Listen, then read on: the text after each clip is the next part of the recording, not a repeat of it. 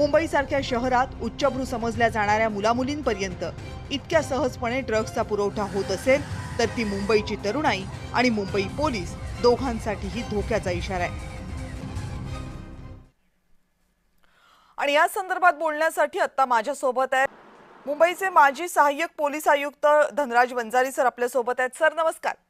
नमस्कार धनराज सर, खरं तर पालक म्हणून या अगदी साध्या अपेक्षा आहेत, पण सध्याचं आपल्या आजूबाजूचं जग तितकं साधं राहिलेलं नाहीये हे या घटनांवरनं दिसतंय। एस्पेशली ड्रग्सच्या बाबतीत म्हणायचं तर ही घटना भयंकर आहेच, पण त्याही पेक्षा भयंकर आहे गेल्या काही दिवसात मुंबईमध्ये झालेल्या कारवाया। अंधेरीमधल्या एका छोट्याशा 13,000 रुपये भाड्याच्या खोलीमध्ये 25 ते 30 कोटींचं ड्रग्स तयार होतं। इतक्या मोठ्या प्रमाणात मुंबईमध्ये हे ड्रग्स तयार होतं, मुंबईमध्येच ते वापरलं जातं किंवा मुंबईच्या बाहेरही जात असेल। केमिकल ड्रग्स तयार करण्याच्या प्रक्रिया इतक्या सोप्या आणि इतक्या सहज झालेल्या आहेत, कुठपर्यंत पोलीस पुढे पडणार? एकंदर आपण हा जो प्रश्न आज चर्चेला घेतलेला आहे ना, हा एका राज्यापुरता प्रश्न राहिलेला नाही, हा संपूर्ण भारत देशाचा प्रश्न झालेला आहे। हे जे एका 13 बाय 12च्या खोलीमध्ये अनेक 25-30 हजाराचं ड्रग्स सापडलं, त्याच्या आधीच्या घटना बघा, आपल्या नाशिक मध्ये 1000 करोडचं, 3000 करोडचं ड्रग्स सोलापूरमध्ये, पुण्यामध्ये अशा कित्येक पार्टीज आणि कित्येक ड्रग्सच्या केसेस झालेल्या आहे। हे जाळं एवढं लांब गेलेलं आहे की एक उदाहरण म्हणून तुम्हाला सांगतो की वर्धा जिल्ह्यामध्ये कारंजा नावाचं एक तालुका शहर आहे, साधारण 15-20 हजार लोकवस्तीचं गाव असेल।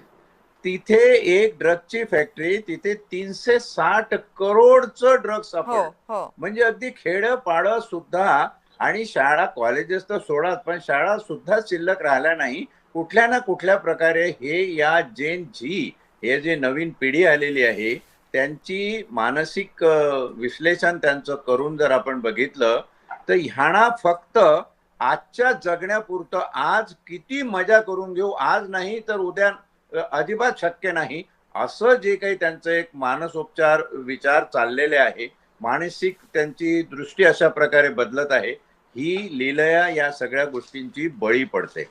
आता पोलीस यंत्रणा ही कुचकामी झाली असं सगळीकडे हाकाटी, आज सकाळपासून सगळीकडे पोलीस यंत्रणा कुचकामी झाली। काही अंशी हे म्हणणं बरोबर आहे, पण त्याहून जर दुरुस्त करून बोलायचं असेल तर पोलीस यंत्रणा कुचकामी का झाली याचा विचार करायला पाहिजे।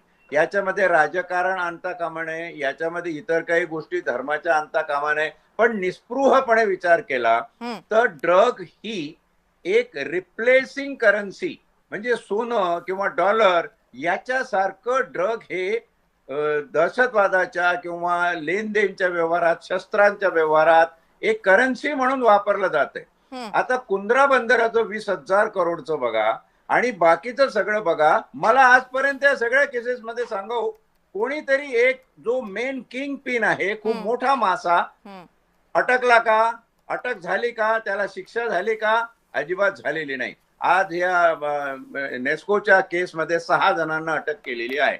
हे 6 जण कोण आहे? ते पेडलर्स, पेडलिंग लेवलला आहे, पण इथे मेन माणूस कोण आहे तिथपर्यंत कुठल्याही बाबतीत आपलं इन्व्हेस्टिगेशन का जात नाही? प्रत्येक पोलीस स्टेशन मध्ये मुंबईच्या अँटी नार्कोटिक सेल आणि एटीएस या दोन्ही यंत्रणांचे गुप्तहेर आहेत। त्यांना ही माहिती कशी मिळू शकत नाही? कशासाठी तुम्ही पोलिसांचा वापर करता? पोलीस मशिनरी फेल झाली म्हणता। मशिनरी म्हणजे काय? किर्लोस्करचं इंजिन आहे का ते फेल व्हायला किंवा त्याच्यात मध्ये बिघाड व्हायला? मला महत्वाचं म्हणायचं आहे, त्या यंत्रणेचा, त्या इंजिनाचा ऑपरेटर काय करतोय? मंत्रालयामध्ये बसून तुम्ही फाईल चाळून बाकीचं सगळं करता, मग हे तुमच्या लक्षात कसं येत नाही? आणि एक शेवटचा मुद्दा सांगून थांबतो की आपण काही केलं तर आपलं काय बालबाका होत नाही। कुठून तरी आपण न्यायालयीन लढाई इकडे तिकडे करून पैशाच्या जोरावर किंवा आपल्या राजकीय लागे बांधच्या जोरावर आपण सुटतो। ही जी उर्मी आणि गरमी एका विशिष्ट वर्गामध्ये निर्माण झालेली आहे ना, त्याच हे कुकृत्य आहे। अतिशय दुर्दैवी घटना आहे। 2 तरुणांचा मृत्यू झालेला आहे। लोकांनी शहाणं व्हावं, लोकांनी याच्यातून समज घ्यावी, पालकांनी, शिक्षकांनी, सगळ्यांनी याच्यातून धडा घेण्यासारखी ही घटना मुंबईमध्ये घडलेली आहे। ठीक. धनराज सर, मगाशी तुम्ही बोलताना म्हणालात की सरकार म्हणून याच्याकडे जितकं लक्ष द्यायला हवं तितकं दिलं जात नाही, असं तुमच्या म्हणण्याचा मतितार्थ होता.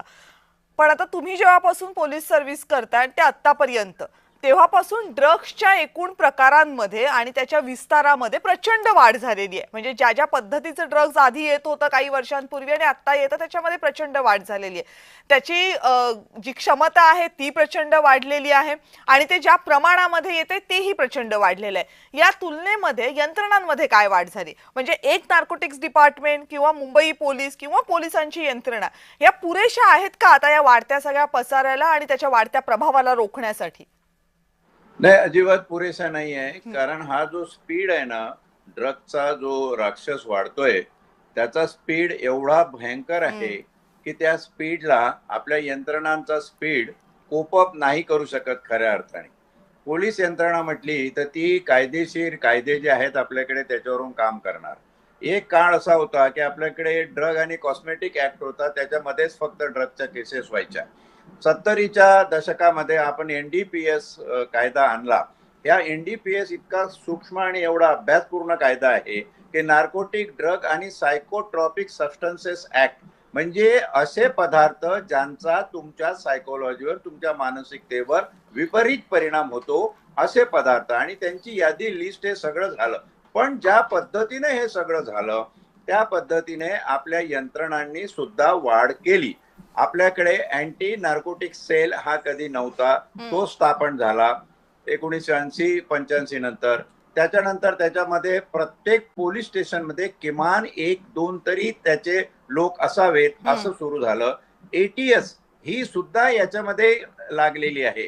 कारण हा जो विळखा आहे ड्रगचा, हा ड्रग टेररिझम आहे, ड्रग माफियाच्याही पुढे गेलेला आहे. हा एक दहशतवाद आहे आणि तरुण पिढीला संपवण्यासाठी यांनी जणू काही विडा उचललेला आहे. अशा पद्धतीनं, अशा मार्गाने ड्रग इकडे येत आहे. माझा यक्ष प्रश्न असा आहे, तुमचं घर आहे, तुम्ही चौकीदार आहात, तुम्ही पहारेदार आहात घराचे. केंद्र सरकारला माझं म्हणणं आहे की एवढ्या मोठ्या प्रमाणात भारतामध्ये ड्रग येतं. महाराष्ट्राचं सोडा, तुम्ही इतर याच्यामध्ये बघा.